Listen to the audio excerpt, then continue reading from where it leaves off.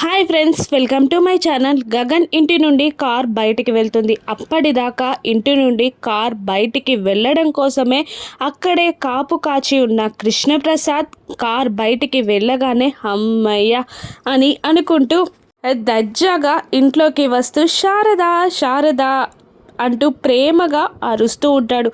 కిచెన్లో వంట చేసుకుంటున్న శారదాకి ఆ మాటలు విని భయంగా హాల్లోకి వస్తుంది. శారద అని ప్రేమగా కేకలు వేస్తూ ఉంటాడు కృష్ణప్రసాద్. ఇక ఏంటండి ఇలా వచ్చారు, వాడు ఇంట్లోనే ఉన్నాడు అని భయంగా అంటుంది శారద.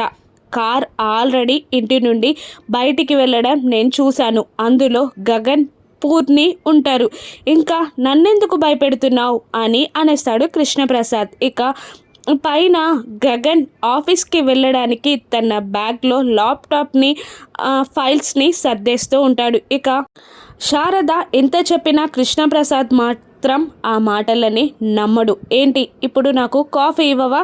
సరే, నా కాఫీ నేనే ప్రిపేర్ చేసుకుంటాను అని అంటూ కిచెన్లోకి వెళ్ళి కాఫీని ప్రిపేర్ చేసుకుంటూ ఉంటాడు. అప్పుడే అమ్మా అంటూ గగన్ ఆఫీస్కి వెళ్ళడానికి రెడీ అయి స్టెప్స్ దిగుతూ కిందికి వస్తూ ఉంటాడు. ఇక గగన్ గొంతు విన్న కృష్ణప్రసాద్ నిజంగానే వాడు ఆఫీస్కి వెళ్ళలేదా అని షాకింగ్గా శారదాని అడుగుతుండగా, అదే కదండి ఇప్పటి నుండి చెప్పేది అని అంటూ భయంగా కృష్ణప్రసాద్ని ఎక్కడ దాచాలో తెలియక కంగారు పడుతూ ఉంటుంది శారద. ఇక ఒక్కసారిగా కిచెన్ వైపు చూసి గగన్ షాక్ అవుతాడు.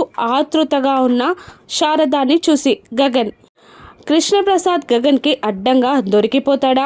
అప్పుడే అక్కడికి వచ్చిన భూమి గగన్ని ఫేస్ చేయగలదా? ఇప్పుడు గగన్ రియాక్షన్ ఏంటి? రానున్న ఎపిసోడ్స్లో చూద్దాం. Thank you for watching.